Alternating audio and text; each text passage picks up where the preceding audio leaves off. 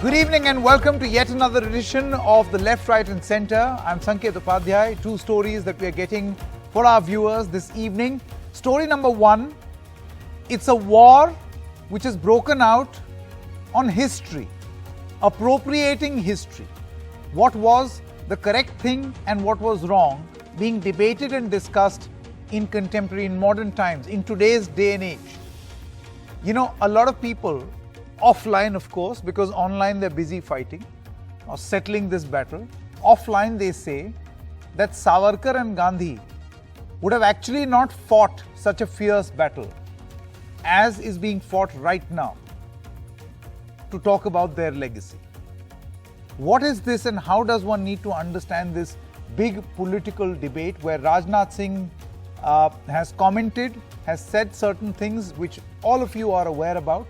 Savarkar's mercy plea at the behest of Mahatma Gandhi.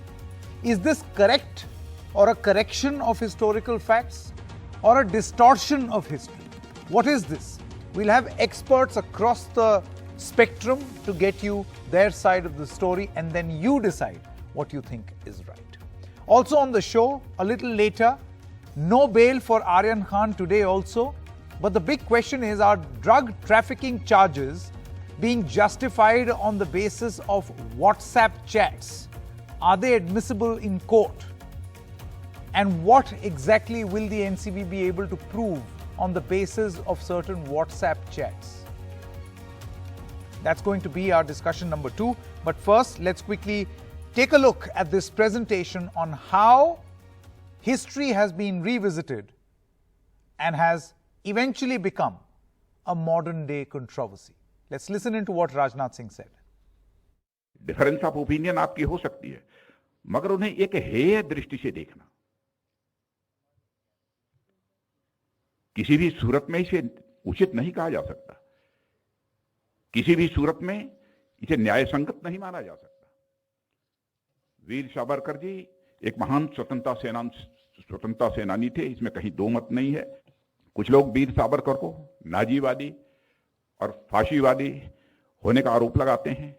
खासतौर पर वे लोग इस प्रकार का आरोप लगाते हैं जो मार्क्सवादी या लेनिनवादी विचारों से प्रभावित रहे हैं। सावरकर के खिलाफ झूठ फैलाया गया, बार बार यह बात कही गई कि उन्होंने अंग्रेजी सरकार के सामने अनेकों मर्सी पिटीशन फाइल की, लेकिन सच्चाई है कि मर्सी पिटीशन उन्होंने अपने को रिहा किए जाने के लिए नहीं फाइल की थी। सामान्यतया जो एक कैदी को पूरा अधिकार होता है कि मर्सी पिटीशन फाइल करना चाहे तो वह कर सकता है। महात्मा गांधी ने उन्हें कहा था कि आप मर्सी पिटीशन फाइल करो। महात्मा गांधी के कहने पर उन्होंने मर्सी पिटीशन फाइल की थी। Hindol Sen Gupta as well as S. Irfan Habib. Hindol is the author of Recasting India. Irfan Habib is a noted historian. Thank you very much, the two of you, for joining us. We'll first begin with you, Irfan Habib.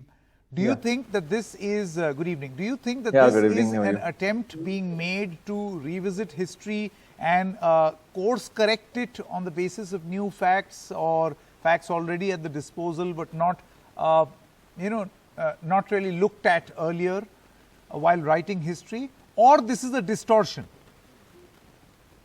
No, facts are all there. Facts are all there, and we talk about mercy petitions. They are all there. They are all part of the record. So there is no revelation.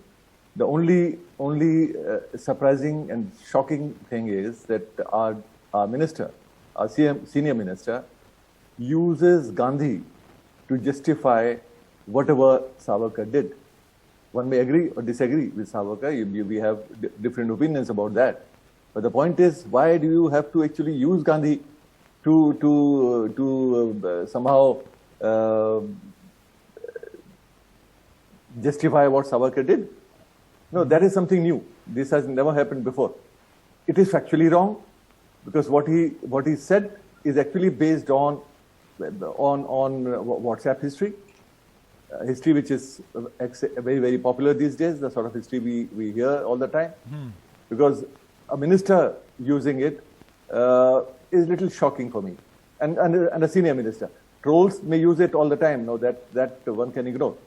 But a minister saying that Savarkar wrote these mercy petitions on the request or on the pleading of Gandhi is absolutely outrageous.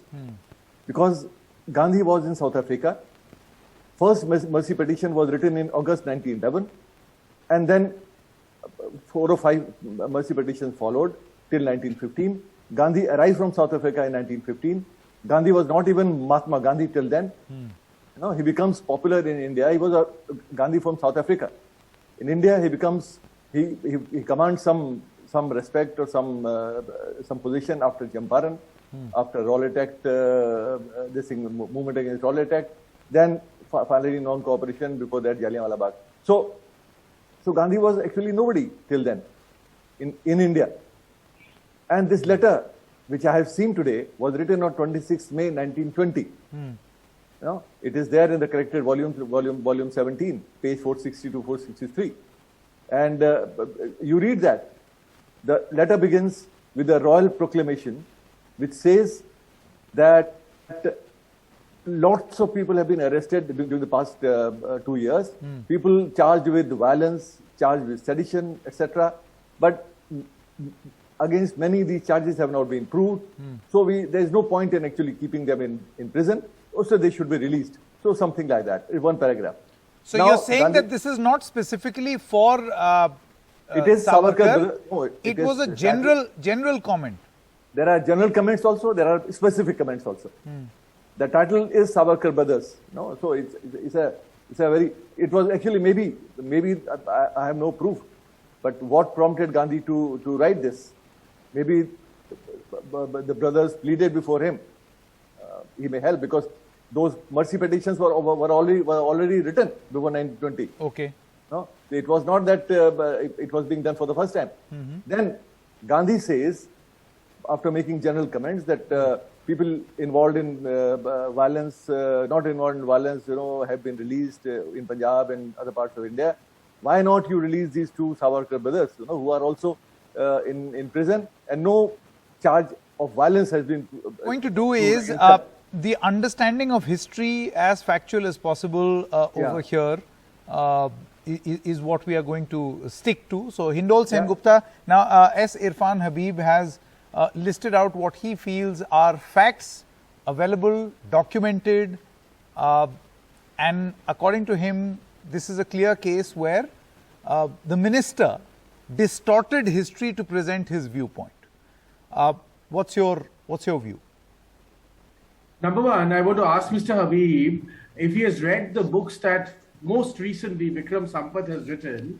In one of the volumes of that book, all these petitions are presented as annexures. Can Mr. Habib take out one of these books, if he has it, or maybe your guest department or your research department can pog them out, and point out one place where a sentence or even a word is mentioned where Savarkar says, I apologize, or grant me mercy, or I apologize for anything that I've done. Does this exist at all? And if that is so, can it be presented as evidence? Let's begin with that question. And number two, whether I wrote Recasting India or not, the point here is that I think it's far more relevant that I'm the biographer of Sardar Vallabhbhai Patel, another figure who has been neglected for the longest time in history. And the problem is we have to see this in context. The problem is that there is a whole bunch of people in the revolutionary history of India who get very little attention, who've always got very little attention, who have traditionally got very little attention, and their complex figures are always made two-dimensional. Their complex histories are made two-dimensional, whereas we are constantly told in history and in historical arguments that we have to take Aurangzeb also in context. But the people who are far more recent in Indian history, context suddenly disappears for all of those people. Okay. So Savarkar was in Kala Pani, and Savarkar was in Kala Pani for one of the longest durations of any revolutionary. So let's see any letter where the words that he apologizes for his work or any of his work exists or not. Let Mr. Habib take out any of those annexures and point that out to There are many. Okay. You know what I'll do is just a moment. Let me respond very quickly, sir, because Mr. Vikram Sampath is waiting. Yes. This letter, this this letter which is being cited by the minister, Gandhi's letter of 1920, this letter itself very clearly quotes, Gandhi himself quotes, that the two brothers have already committed that after coming out, they will abide by the British rules. They will not do anything against the British People said government. that, sir. Many people made This is that Gandhi writing, not me. Gandhi has written this. Many people made those representations, and I want to. Who are those people? Who are those people? Okay. One Who are moment. those people? Don't rubbish these things. These are very serious issues. Who are those many people? Tell me. Okay, we're gonna. Yeah, well, one moment. Hindol Sengupta as well as S. Irfan Habib, thank you very much. We also have Mr. Vikram Sampath. We are going to settle these issues on the basis of what is the factual position of what people understand and particularly historians understand. So Vikram Sampath, since he was mentioned in this discussion, is now with us. Mr. Sampath, is Rajnath Singh being factual in what he has said about Savarkar in his speech? Sanket, it's both in fact and not completely a fact also. Okay. So Savarkar was lodged in the cellular jail in 1911 and, very routinely, like most of the other political prisoners who kept getting opportunities to file petitions to get out of jail, particularly during the time of the World War and when Emperor George came to India in 1911 for the shifting of the capital. As a measure of goodwill, the British government would release a lot of political prisoners. So as part of that, many prisoners were lodging petitions. So 1911, 12, 13, about 8 petitions or so he did file. But then none of those petitions the British would ever approve of. And this was not some secret that nobody knew about these petitions or some new discovery was made in recent times. Savarkar, in his own autobiography in Marathi called Maji Janmathep, he talks about these petitions that he filed routinely to the British government. Even in his book called Echoes from the Andamans, a collection of his letters to his younger brother, in that also it's mentioned about these petitions. It's only that after the First World War, when there was a royal proclamation of the emperor and almost all the political prisoners in the Andamans were released as a sign of goodwill, but only the two Savarkar brothers, Vinayak Damodar and his elder brother Baba Rao, were continuing to be kept in captivity. That was when his younger brother Narayan Rao approaches Mahatma Gandhi and says, "You are a big national leader now, so can you please intervene with the British government and help my brothers come out?" And Gandhiji writes a letter to him on, I think, 25th of January 1920 saying, "I will do my best. You ask your brothers to file another petition." So that itself, the tone of that showed that it was a very routine affair that political prisoners would always do. And I will also do my very best to see what can be done to get your brothers released. And about 5 months later, on 26th of May, he writes an extensive article in Young India titled The Savarkar Brothers. It's almost 4 pages, where he makes a case for their release, saying, they were young men, they're very brave, they'd gone to the wrong path of revolution. And now that the Montagu-Chelmsford reforms have kicked in, they want to come to the mainstream, like the Congress, and help the British government in instituting a constitutional progress mechanism. So you should let them off. And a year later, in 1921 too, Gandhiji writes about how he was such a brave man, a patriot, and what is achieved by him rotting in the Andamans and so on. So very passionately, Gandhi argued for the release of Savarkar from the Andamans, but that was after 1920 and 21. So I think what the defense minister perhaps missed saying that Gandhiji advised Savarkar to file the petition only in 1920, but he had already filed petitions earlier.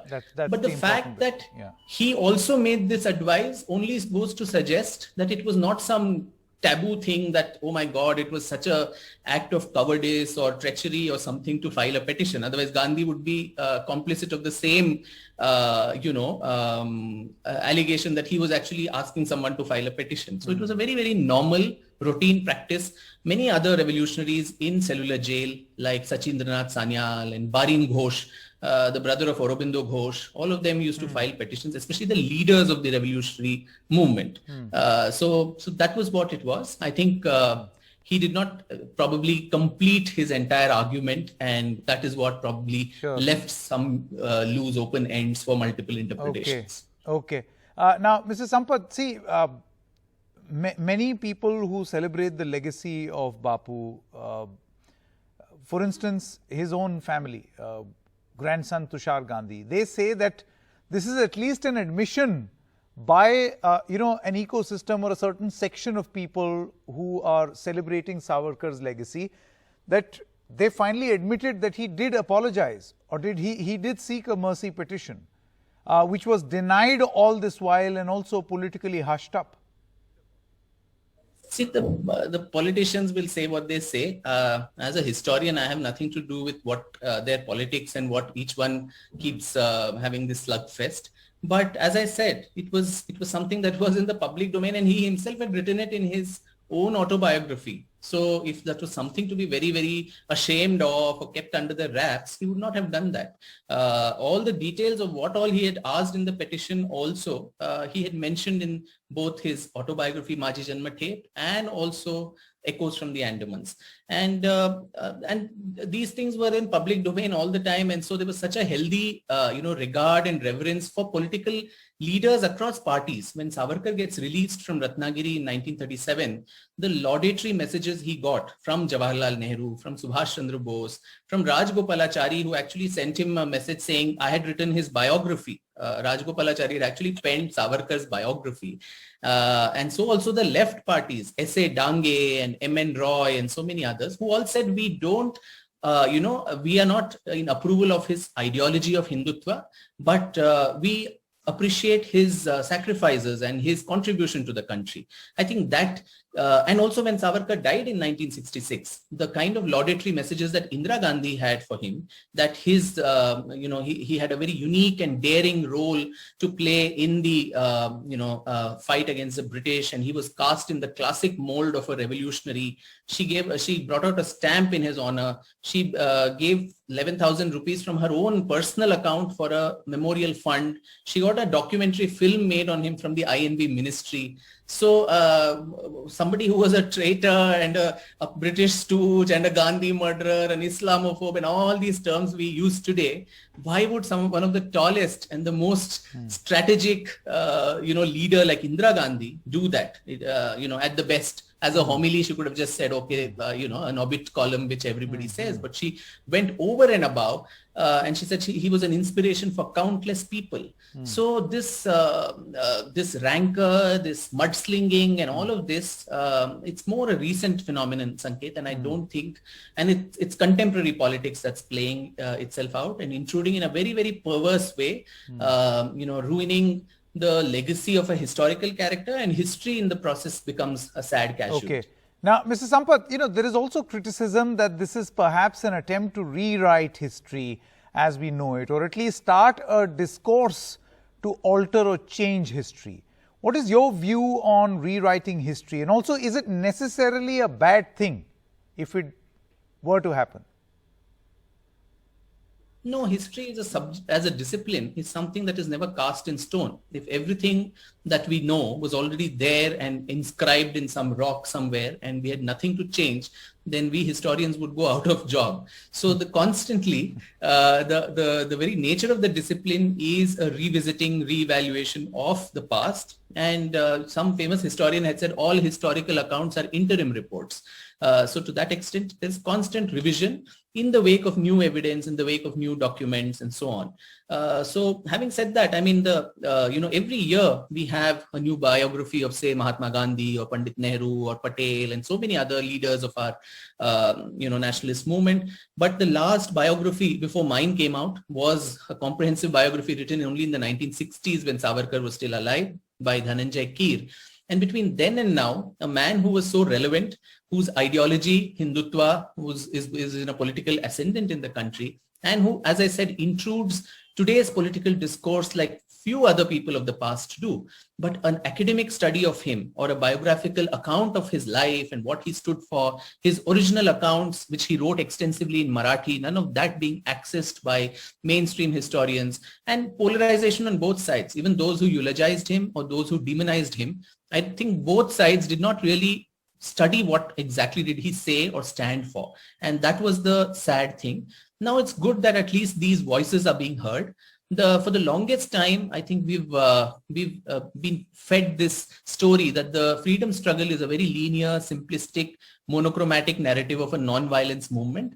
I think that is, while not taking away anything from the credit of that mass movement, along with that, there were parallel narratives, alternative stories of our freedom struggle, which have been willfully suppressed in these 75 years, particularly of the armed resistance, right from the 1857 War of Independence, which actually Savarkar coined that word, the first War of Independence, hitherto called as Sepoy Mutiny, till the 1946 naval mutiny and the heroism of Netaji Subhash Chandra Bose and the INA, which is what got us eventually our freedom.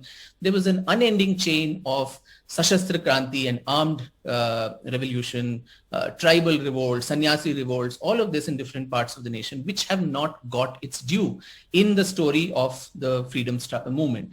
It's been a very Richard Attenborough film kind of a thing, which moves from one frame to the other, and that's what is dinned into our heads as well. So I think the time has come now. We are celebrating this Amrit Mahotsav and all of that, where I think we can afford to look back at our past, particularly our freedom movement, with a little bit of dispassion and objectivity, and see Savarkar and not only him, so many other revolutionaries who, in fact, in the course of both my books, I bring out the lives of so many others, Madam Bhikaji Kama, Virendranath Chattopadhyay, Shyamji Krishna Verma, Madanlal Dhingra, BVS Iyer, MPT Acharya, Khudiram Bose and Prafulla Chaki, and so many others in that time period. And of course, later on, the HRA and HSRA and Rash Bihari Bose and all of them, who all were constantly in connection with each other. And Savarkar, though he, overtly was never part of the revolutionary movement later, the underground connections with the revolutionaries continue to remain, which is what I illuminate in my book.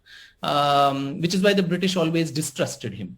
So I think these stories, these subaltern voices, so to say, of the freedom struggle, I think they have been dying to be told for a long time, and the time has come when these stories are heard as well. Okay. All right. Vikram Sampath, thank you very much for joining us. Thank you so much. Let me now also get you Mr. Tushar Gandhi's voice. He's Mahatma Gandhi's great-grandson, as you are all aware. Mr. Gandhi, thank you very much for speaking to us. I actually spoke to him a little while earlier, and I started by asking him what would he say on the latest comment of the Defence Minister on Savarkar seeking mercy because Bapu asked him to.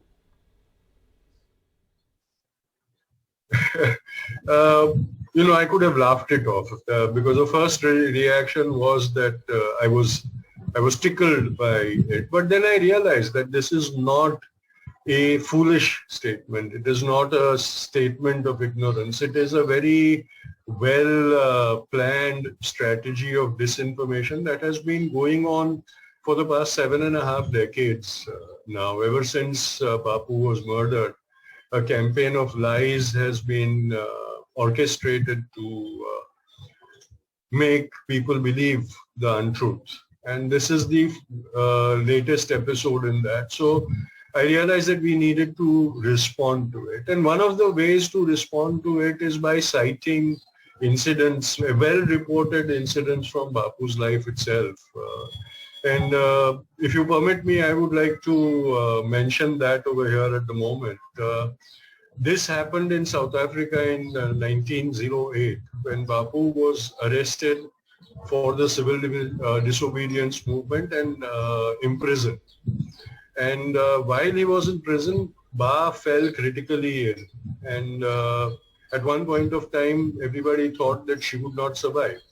So Albert West, one of the associates from the ashram of Bapu, wrote a letter to Bapu informing him about Ba's critical health and warning him that this could be her final moments. And he suggested that Bapu should appeal for mercy from the colonial government and seek their forgiveness and pardon so that he could get an early release and be at his wife's side when she breathed her last. And Bapu was devastated by this news. But he, in response to West's letter, he wrote a letter to Ba, in which he explained his stance to Ba and said that, my dear Kastur, I am distraught by the news that I have heard. And if you pass away, it will fill my life with sorrow forever. but I cannot betray my cause by apologizing for my actions and seeking mercy from the government against whom I'm fighting, because it would be the gravest betrayal of that cause, and I cannot do it. So I beg you to forgive me and allow me this transgress of not being there in the event that you will pass away. I pray for your health, but I also am prepared to lose you, but I am not prepared to seek mercy for it. A person who had such an iron resolve and commitment, advising somebody else to surrender to the bully, to the oppressor, is very unbelievable. And I think these are the kind of incidents that we need to also state to refute these kinds of false campaigns. Okay, but Mr. Gandhi, why would you feel, or why would you have the sentiment that these issues are false and they're being raked up now? For instance, why now? The timing.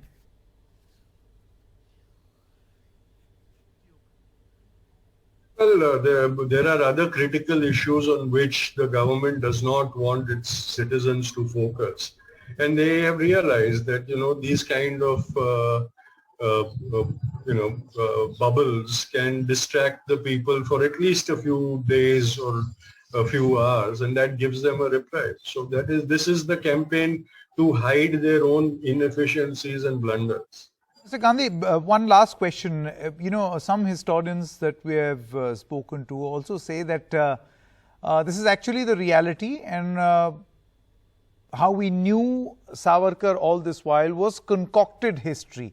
And there is a very strong need to revisit history and course correct it or fix it. These are statements by the concoctors of history. I refuse to call them historians, because these are all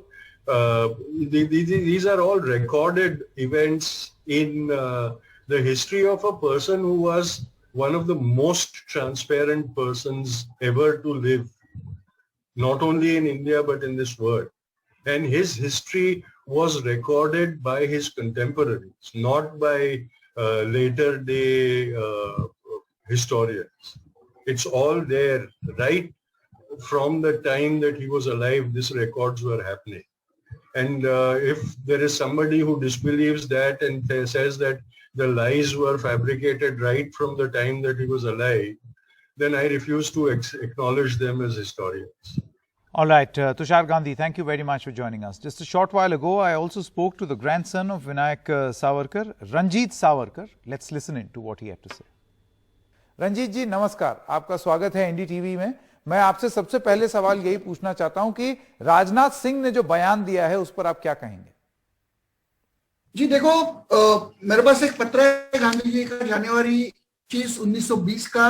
उन्होंने सावरकर जी के भाई को कहा है कि आप एक petition लिखे, आवेदन लिखे, और मैं मेरी ओर से कुछ करूंगा। उन्होंने आगे 2 लेख लिखे।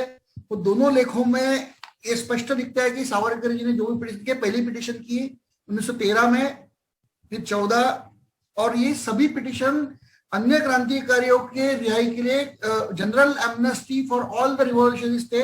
ये सब लगता है कि गांधी को पता था।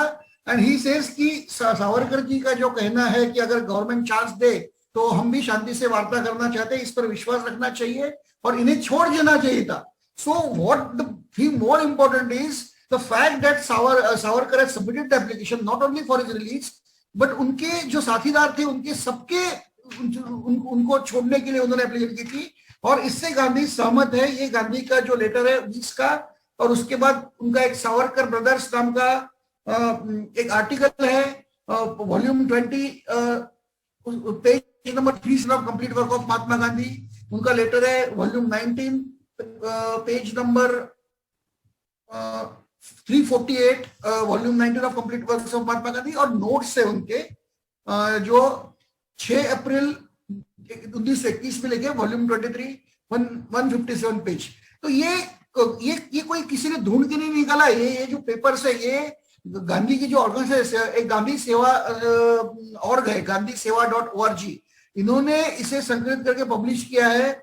इसके पीछे इसका बेसिक संकलन जो पैरेलल में किया है गांधी जी जो सेक्रेटरी, और उसमें गवर्नमेंट ऑफ इंडिया का फंड दिए। तो ये ऐसा कोई बात नहीं कि ये लेटर कहां से फर्जी है या क्या है। तो मतलब इतना ही है कि गांधी को अगर कोई ऑब्जेक्शन नहीं है, he support Savarkar and he consider Savarkar as a patriot, he says great patriot who understood the methods of British before me, and then he says कि he was paying the price, अपनी कीमत चुका रहे देशभक्ति के अंडमान में रह के। अगर ये गांधी सोच रहे हैं तो कांग्रेस को क्या प्रॉब्लम है? मेरा यही सवाल है। लेकिन एक बात यह भी कही जाती है रंजीत जी कि उसी पत्र में महात्मा गांधी ने यह भी लिखा कि ये ब्रिटिशर्स के प्रति, ब्रिटिशर्स के दुश्मन नहीं है, ब्रिटिशर्स के प्रति मतलब लॉयल रहेंगे। सावरकर जी ने सीधा कहा था कि अगर ब्रिटिश हमें शांति के मार्ग से हमारा विकास करना चाहिए तो हम कोई पागल नहीं है, हिंसा का जो मार्ग होता है वो आखिरी रास्ता होता है। और ये कोई भी समझदार आदमी ये कहेगा, सावरकर ये बार बार कह चुके हैं, ये already written as a last resort conditions in 1906 were so bad कि हमें वे अपनाना पड़ा। ये अपने सो कॉल्ड माफीनामे में लिखने वाले विषय नहीं है।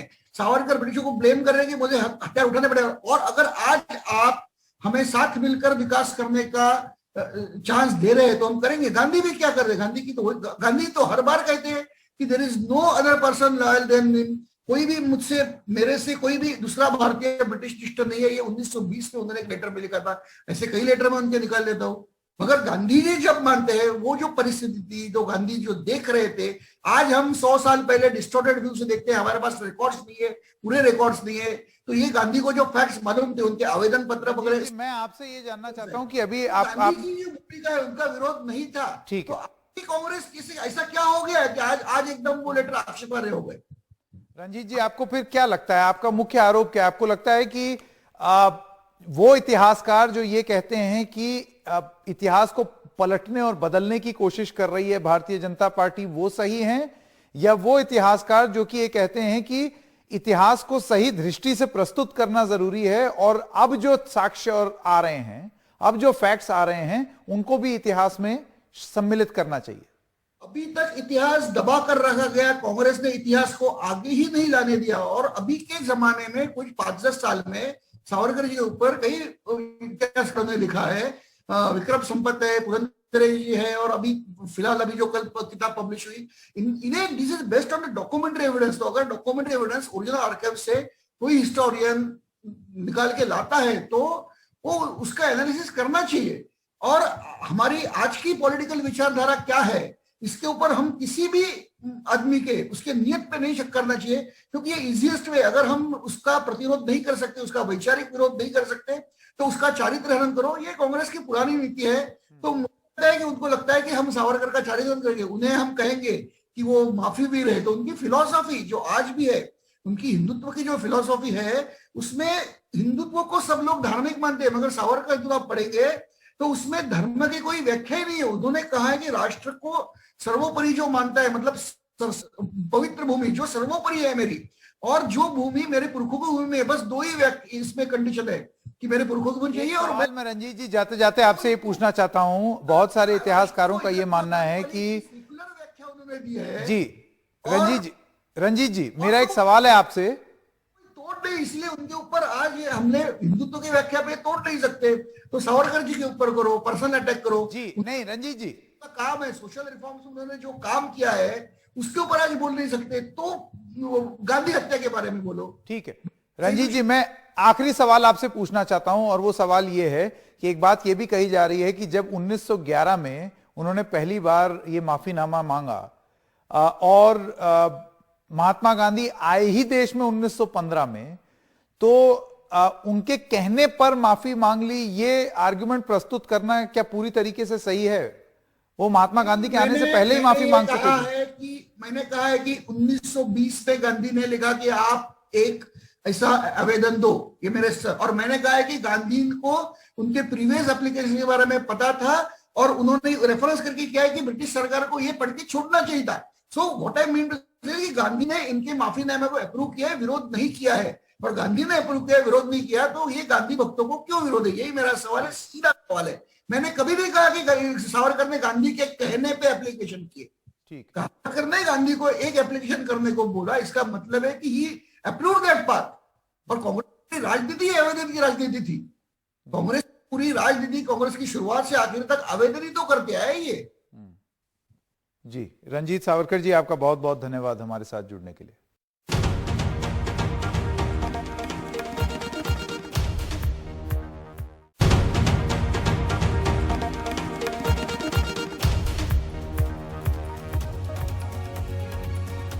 Welcome back. You're watching Left, Right and Center. Let's now talk about a case in Mumbai. There is no bail for Aryan Khan today as well. The hearing is going to continue tomorrow. But, you know, the bigger question over here is, are drug trafficking charges justified based on what the authorities say, or the NCB says, on WhatsApp chats? They say prima facie material in the form of WhatsApp chats, pictures, to show Aryan was an active part of an illicit drug chain. In fact, they say that Aryan was in touch with a foreign national for procuring hard drugs in bulk, trafficking the most serious offence under NDPS Act. But the lawyer for Aryan Khan says that there was no drug which was found on him. He was arrested even before entering the cruise, and WhatsApp chats cannot be the basis for invoking drug trafficking charges. Now, that is the most important point. What does the law say as far as punishing those consuming drugs? If you are not found in possession of drugs, can you be charged for being in possession? I want to introduce our guests this evening: Clyde Crasto, spokesperson of the NCP; B.V. Kumar, former chief of the NCB Narcotics Control Bureau, because, you know, NCP and NCB may get a little tricky for people, though they are adversarial these days. Abhishek Tripathi, BJP supporter, and Vikas Pava, senior criminal lawyer. Thank you very much to all of you all. Let me begin with you, Mr. B.V. Kumar, to set the record straight. The law, as I learned from Mr. Vikas Singh, a very noted lawyer, he says that the law is very clear on this. If you are found in possession of the drug, that is when it will be a punishable offence, and that too commensurate to the amount found. So if it is a small quantity, then a smaller punishment. Higher quantity, higher punishment. But there is no law to say that you may have consumed drugs. So if there is no quantity found, no case is made. What do you say? Thank you, Mr. Sanket, for inviting me for this show. I think that's not the complete law. If a person is found financing, acquiring drugs and distributing through the peddlers who are working for him, then the question of finding any drugs on the person financing will not arise. He'll be free from any drugs on his possession or even in his house. Remotely he will be having a warehouse, remotely controlling through the peddlers and only through word of mouth, because they know that nowadays it's not that secret to find out by tracking the movement of people and other things, and even by tracking through conversations. And so he will be charged under section 27A, which deals with financing and also harboring of drug traffickers. So that is it's a serious punishment of 10 years up to 20 years plus fine. So a person need not necessarily be found with any drug, but still he can be punished if he's involved in financing of drug trafficking. Okay, so drug financing is the charge and not drug consumption. Drug consumption is a minor charge, as pointed out by Mr. Vikas Singh. And as you said, depending on the quantity, the punishment will be 6 months. But then this is an extremely serious charge, Vikas Pava. So if you see what the statement says, the NCP says, Aryan in touch with persons abroad who appear to be a part of international drug network. Now, if I go by the language, it seems that the NCB is not sure, because they say Aryan in touch with people abroad who appear to be a part of an international drug network. Appear. There is no surety in this comment. Now, what probably the NCB means is there is a supply chain. Okay. But whether they prove... Yeah, that was from Mr. Pava. WhatsApp chat is the question. Okay, Mr. Pava. Yes, Sanket, my preliminary observation, with regard to NDPS cases is, as Mr. Vikas Singh has also said, it's basically quantity-based and recovery-based. In this case, if you see the people, those who are in custody, there is a recovery. There is a recovery in question on the basis of which certain arrests have taken place. the statement which is made by NCB now that Aryan Khan is into financing of illicit drugging, etc., is the observation which is made today in the court. That was not the basis on which he was arrested. So when he was arrested, there was no recovery from him. There is no evidence of consumption. He was actually arrested in a bailable offense. In fact, there could not have been any offense against him. So in a bailable offense, where there is a recovery of 6 or maybe 5 grams, total about 11 grams, a person, 2 or 3 people are arrested. There is a police custody remand of 5 days. There is a judicial custody remand of 5 days now, about 11 days. So what do we see now? We see the evidence at the time of arrest. Evidence at the time of arrest is of a bailable offense. So according to me, the arrest was illegal. The police custody remand was illegal, and even judicial custody now, because CRPC is very, very clear.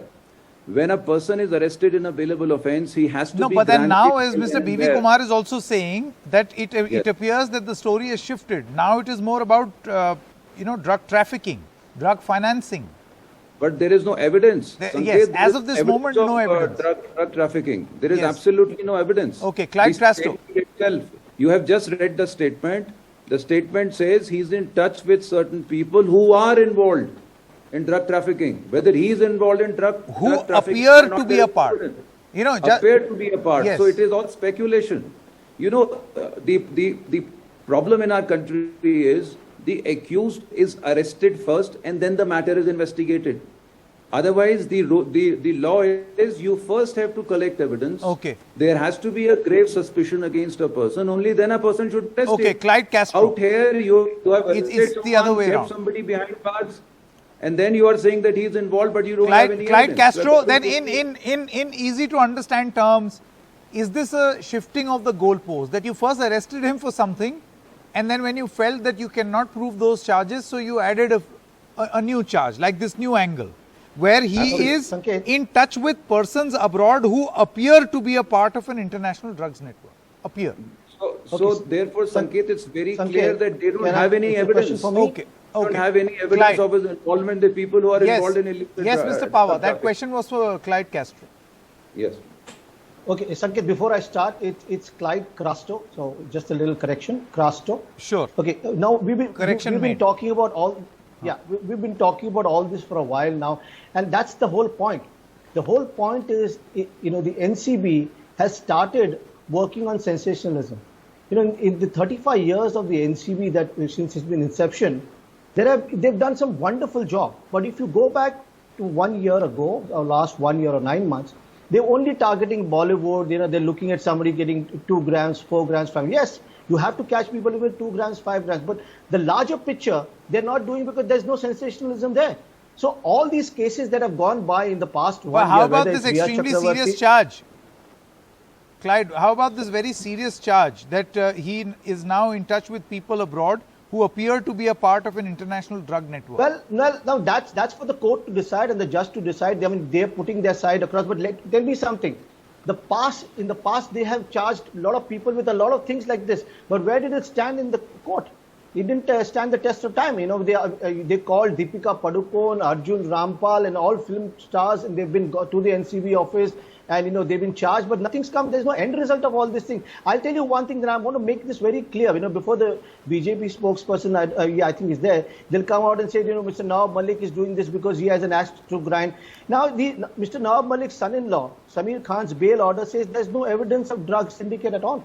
That's what it says. And I'll tell you something. I'll just read out 3 things. The 3 sections that have been applicable on him: Section 37, Section 29, and Section 27A, all seems to have failed.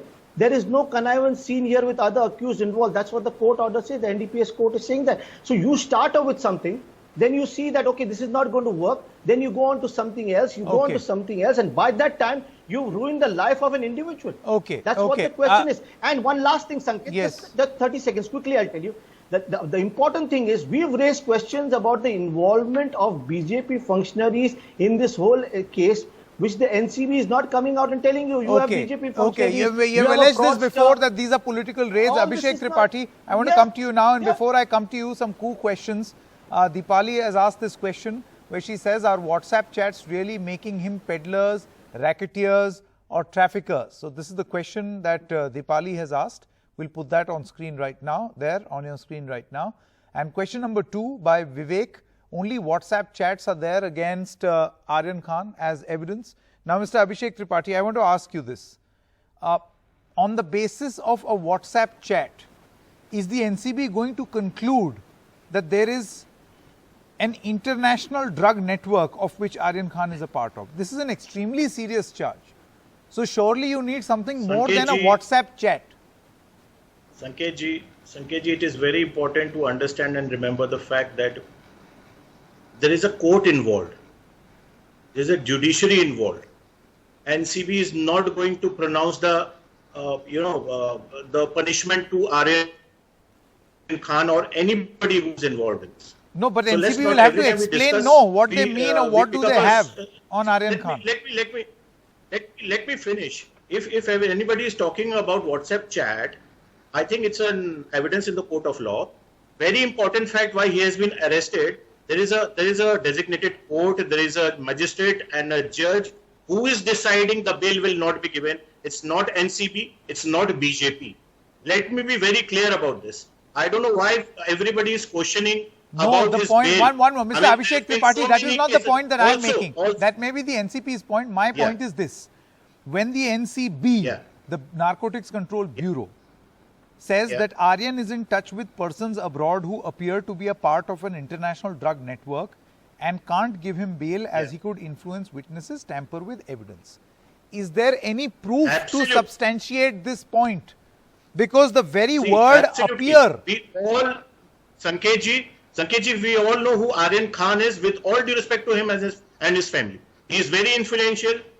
I mean, he has a lot of contacts around the globe. No. So, One Abhishek Tripathi, the question again is, when the NCB says that Aryan is in touch with people abroad who appear to be a part of an international drug network, it appears as if the NCB does not have enough facts.